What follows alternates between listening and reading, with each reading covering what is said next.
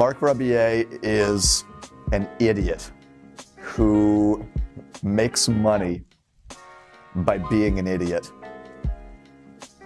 Ass-shaking, meaningless garbage.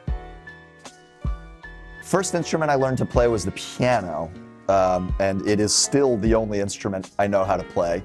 But the good news is that there's a lot you can do with that.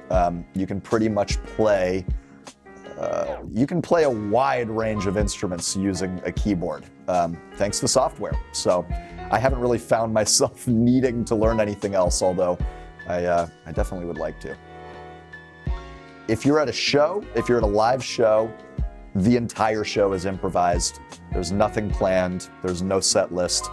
I have no idea what I'm doing when I'm walking up on stage, and so we get to find out what that is together. But if you're watching my videos, my live streams are fully improvised all the way through, no exception. It really happens organically as long as you're making sure to continually engage with them.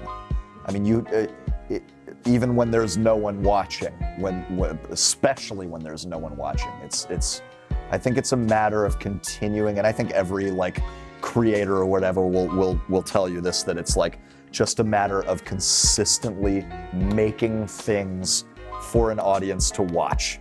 And if that stuff happens to be half interesting, people will watch it, and you have to do it again and again and again, and think of ways to continue to make it half interesting. It feels great performing in robes, let me say that.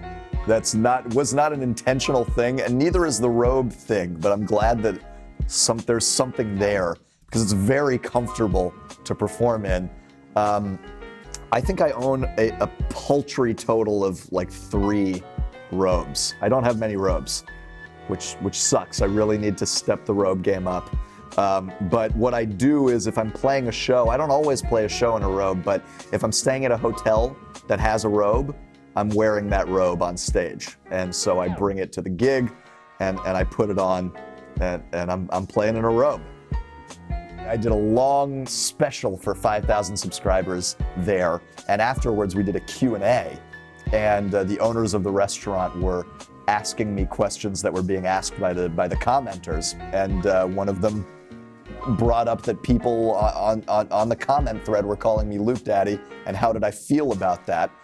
I felt really good about it, and then someone ran off and made a subreddit for it, and it's now a lovely community of its own. So and there's merch with it on it, and so yeah, Loop Daddy is, I like it. I didn't think of it at all. It was thank you to the internet for that.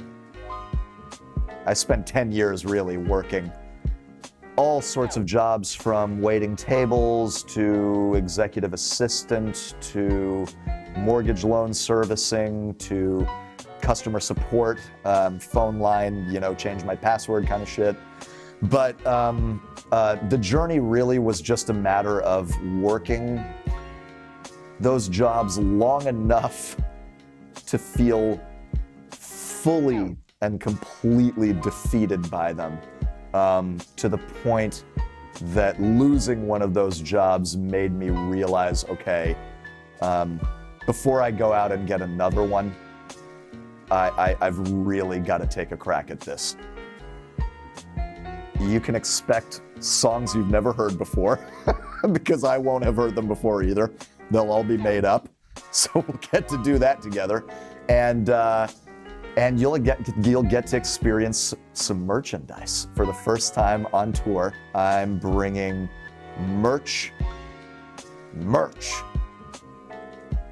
Beatles, Madlib, and a 3-way tie between Reggie Watts, James Blake, Sly Stone. What do I do at 1:37 p.m.? I think I'm naked in my apartment. I'm definitely naked in my apartment.